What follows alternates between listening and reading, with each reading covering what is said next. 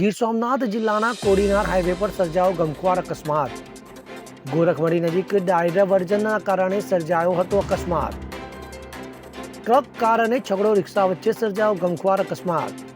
તો આ અકસ્માતની ઘટનામાં રિક્ષા ચાલકની હાલત ગંભીર. કારમાં સવાર 3 લોકોને પણ પહોંચી ગંભીર ઈજાઓ.